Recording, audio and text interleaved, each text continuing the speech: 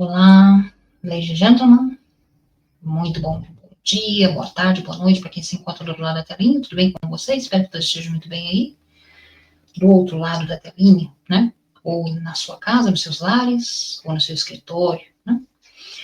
Vamos a mais um Despertando das Ilusões Fabricadas, né? Vamos a mais um tema do dia, né? Vamos falar sobre a política do pão e circo, né? E também os segredos e as origens, né? De Brasília, origens ocultas de Brasília, né, das estruturas e monumentos, né, relacionado também com simbologias ocultistas, né, do passado, egípcia, né, e também das estruturas antigas que também refletem, né, os costumes de hoje, né, que na realidade pessoas, né, que não têm nenhum tipo de informação a respeito do que está, né, além, né, do que os olhos podem enxergar, realmente podem perceber, né. Pois bem, vamos dar introdução ao nosso vídeo, né, com a vinheta de abertura.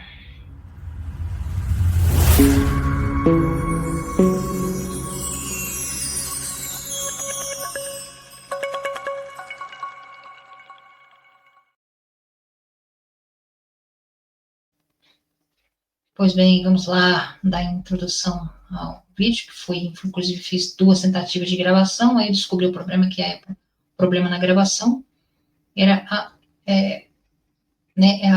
configuração do microfone aqui no meu PC, né? Não saiu o vídeo da minha voz, saiu muda, né? Saiu o vídeo, né?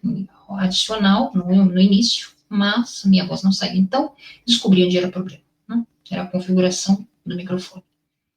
Pois bem, agora, né? Acredito eu, já esteja ok, né? Tudo funcionando como tem que ser, né? Na introdução que eu vou apresentar uma matéria para vocês, uma pesquisa, né, que eu vi aqui, encontrei, né, sobre as origens de Brasília, primeiramente começando aqui, né, uma análise breve, né, pois bem, vamos lá. Vou entrar aqui com a pesquisa.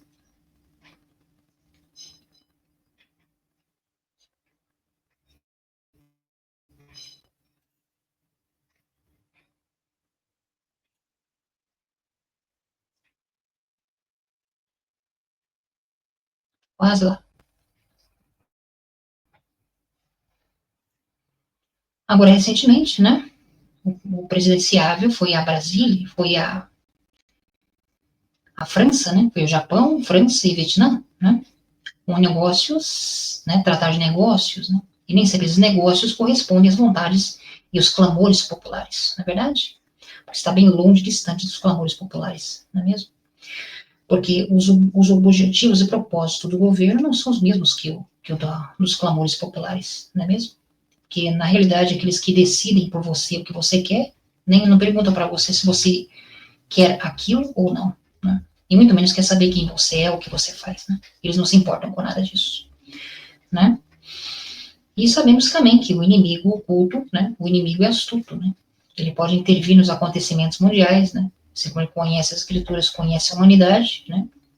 O Criador também conhece, pode intervir nos acontecimentos, né? Ou tornar o tempo mais rápido ou mais vagaroso, de acordo com os seus propósitos, né? Para nós, o tempo unidirecional e corre numa única velocidade, não é mesmo? O tempo pode parecer uma eternidade, né? Até mesmo os nossos problemas, não é mesmo, legítimas? Mas tudo é passageiro. Por isso nós devemos, eu cheguei até a pensar comigo mesmo, será que nós somos esquerdistas? E nós sabemos que somos? Será que nós somos vitimistas, esquerdistas vitimistas, e nós sabemos que somos? Por isso que nossa vida está uma miséria? Para não dizer outra coisa, né? Uma merda, não é mesmo? Será que nós somos esquerdistas vitimistas? Será que o vitimismo nos leva à miséria? Será que somos mesmos tão vitimistas assim? Né? Pois bem, vamos adentrar ao tema aqui, né? A origem culta de Brasília. Eu vou compartilhar com vocês a matéria, né? A apresentação.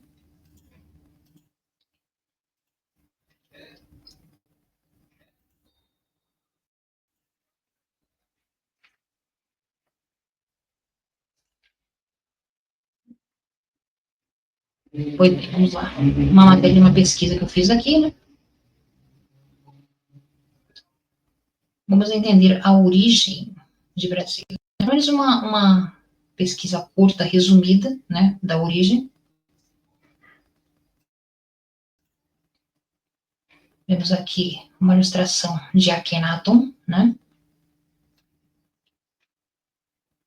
O faraó Akhenaton e a cidade de Akhenaton, né? Brasília faz parte de um projeto iniciado há mais de 3 milênios, né? É a fundação de Brasília no dia 21 de abril de 1960. Não significou apenas uma construção de mais uma cidade planejada. Todo o projeto do plano piloto continha um significado profundamente místico de origem egípcia, né? E hoje vemos monumentos, né? Construções que seguem mesmo exatamente, né, essa, né, influência das civilizações antigas, né? O presidente Juscelino Kubitschek é considerado por alguns místicos esotéricos e ocultistas como um faraó do século XX, a concretizar um sonho grandioso, atendendo a um anseio profundamente enraizado em sua alma.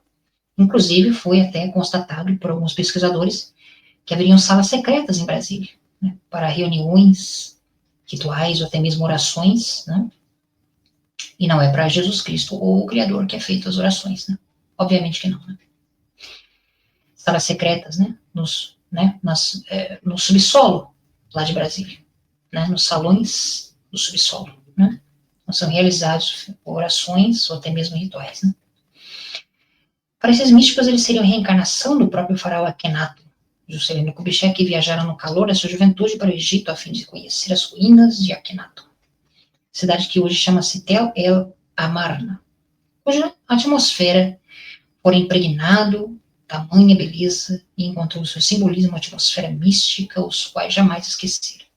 Anos mais tarde, isso foi determinante para a fundação da capital brasileira, né, de Brasília.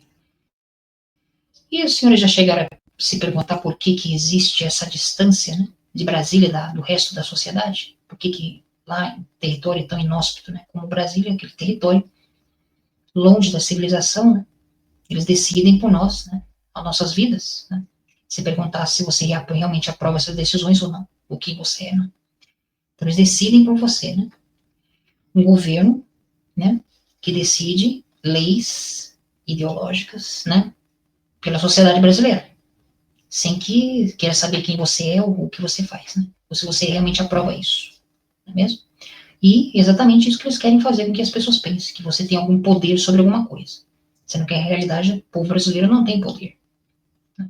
É um poder, é uma ilusão, né, de poder, de escolha, principalmente da escolha.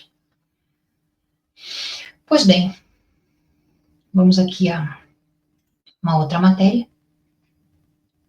né, sobre a origem do pão e circo, né?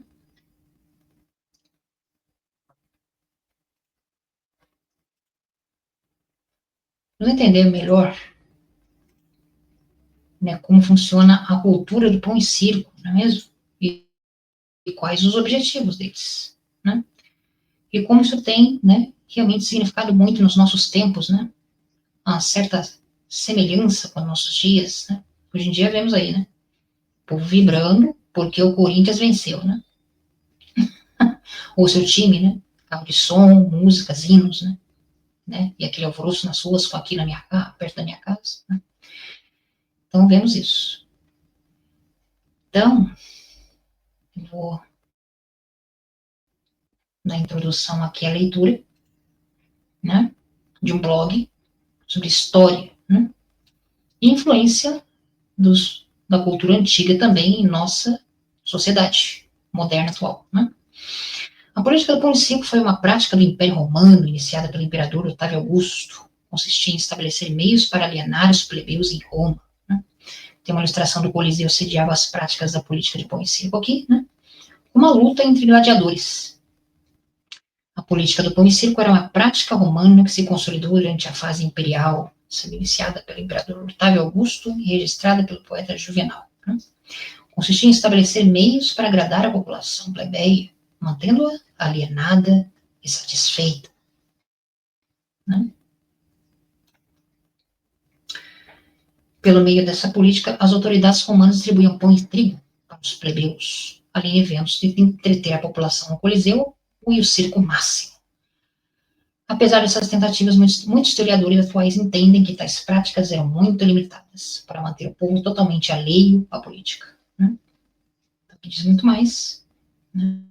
O que foi a política do pão e circo aqui, né? Entendida como historiografia como uma prática de governos romanos durante a fase imperial, né? Consistia na distribuição de pão e trigo na cidade de Roma e na realização de eventos como lutas de gladiadores e corridas de bigas no Coliseu e no circo máximo. E quem eram os alvos aqui, né? Eram os plebeus, né? A classe dos despossuídos ou desfavorecidos, desafortunados na sociedade romana, né? A política em questão foi enxergada na historiografia como uma postura dos governos romanos para manter os plebeus minimamente satisfeitos, evitando qualquer possibilidade de revolta social em Roma. Por isso que hoje, né, em Brasília, se encontra tão distante da civilização, né? Tem que viajar quilômetros para chegar até Brasília, né? Não é mesmo? Uma visão mais tradicional da historiografia entende que os plebeus eram despolitizados pela elite romana, por meio do pão e do circo. Mas uma pesquisa mais recente afirma que suas práticas não eram fortes o suficiente para alienar a população romana a ponto de mantê-la despolitizada. A origem da política do pão e circo, né? Então, que fala sobre a origem, né? Foi estabelecida no reinado de Otávio Augusto, imperador, que inaugurou a fase imperial de romana em 27 a.C. E foi estabelecida como forma de manter o controle sobre a população plebeia. E a prática mencionada aqui na distribuição do pão e do trigo, forma de reforçar a alimentação dessa classe. Além disso, eram organizados eventos de entretenimento da população, o circo. E os principais eventos desse sentido eram as lutas de gladiadores e as corridas de bigas. Então, eles apontam aqui que o termo pão e circo, como definição, se estabeleceu como base de relatos de Juvenal, né? Um poeta por volta de 100 depois de Cristo. Segundo ele, a prática era utilizada como forma de controle social, não é mesmo? A origem do pão de seco aqui entendida como fruto das mudanças em curso na sociedade romana. A sociedade de Roma era um grande centro de tensões sociais existentes entre plebeus e patrícios, em vez de aqueles que viviam em condições cada vez mais miseráveis. O aumento do trabalho escravizado fez com que milhares de camponeses perdessem seus empregos, sendo forçados a se mudarem para Roma. A sobrelotação da cidade trouxe problemas, pois não havia moradia, emprego nem alimentos para todos. E essa situação de miséria se intensificava com a má administração romana, interessada em manter os privilégios dos patrícios, ou daqueles que estavam em seus altos escalões. Não é mesmo? O objetivo aqui era a condição de vida enfrentada pelos plebeus aumentava a possibilidade de rebeliões, né? E a política do pão de seco buscava exatamente evitar que isso acontecesse. Sendo assim, o grande objetivo dessa prática era de evitar que a população plebeia se rebelasse, né? Por isso, o governo romano distribuía pão e trigo para atenuar a fome do povo e financiava eventos do Coliseu e Seco Máximo como forma de entretenimento. Então, aqui mostra como a comida e a diversão tinham o objetivo de alienar o povo, né? Controle o alimento, controlar o povo, né? Controlando o alimento, né? Controlando a comida, né? Despolitizando e mantendo alheio aos problemas da sociedade romana. Isso fazia com que a classe permanecesse distante dos assuntos políticos, aceitando as condições que viviam. Né?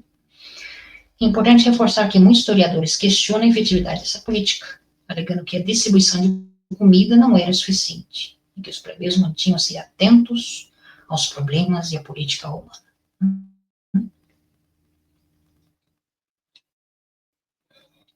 Então, as características aqui, né?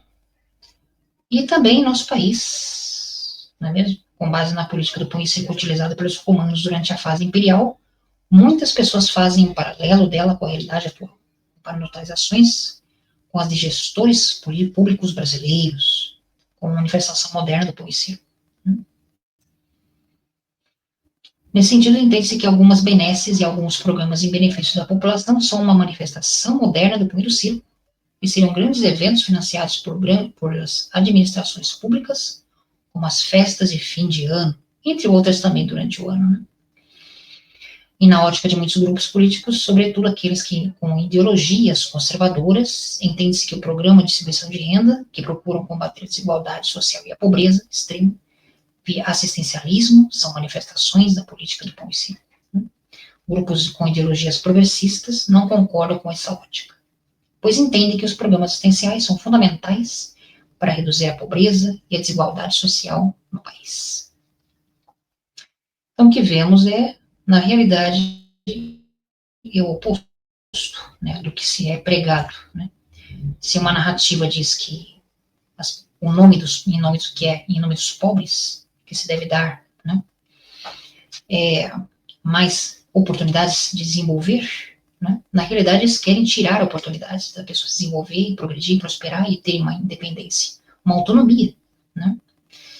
Porque a gente pode observar na Europa, né? Como é a qualidade de vida na Europa das pessoas, né? Diferentemente daqui, né? Até a qualidade de ensino é melhor, não é verdade? Da educação, né? As pessoas não são educadas hoje em dia a se preparar para eventos, né? Catástrofe, né? Porque aqui no Brasil não tem terremoto quase, né? Já na Europa já tem, né? Inclusive vemos a catástrofe na Tailândia recentemente, né? Que ceifando milhares de vidas, né? Até estruturas, prédios balançando, né? E pessoas correspondentes lá gravando vídeos no momento dos tremores, né? E como foi tudo lá, né? E em outras circunstâncias também que está acontecendo no país, né? E no mundo inteiro, né? Acontecendo mudanças radicais, dramáticas, né? Mesmo que nós não podemos perceber, não possamos perceber e, né, testemunhar isso, né? Não significa que não esteja ocorrendo coisas pelo mundo, não é verdade? Então, estamos entendendo aqui, né? Muitas críticas também são feitas aos grandes eventos financiados pelas prefeituras, por exemplo. Dentre esses eventos, destacam-se shows com artistas de grande circulação de música brasileira. Esses gastos são considerados necessários para muitos, que consideram que a verba pública poderia ser melhor aplicada. E hoje em dia vemos isso, né? Como os artistas da Lei Rouanet, por exemplo, né? Embolsando milhares e milhares de reais, né? Dinheiro sendo aí imprimido aí à torta direita aí, né? Para investir nesses artistas que não, né? Não acrescentem nada, né? Em arte alguma, né? muito menos em cultura, na verdade, apenas para, né, se beneficiarem desse dinheiro e se enriquecerem com isso, não é mesmo? Aonde vão todo o dinheiro que é impresso? Na verdade, as moedas fiduciárias inflacionárias vão para investimento em guerras, em armamentos, né, na lavagem de dinheiro do tráfico, na verdade, e também em artistas, né, que levam a narrativa ideológica, né, propagada a toda a sociedade, não é mesmo? Então temos visto isso acontecer a olhos vistos. Então deixo com vocês aí, legendas, mais essa matéria interessante em mais esse vídeo. Né? Em mais um Despertando as Ilusões Fabricadas. E até a próxima.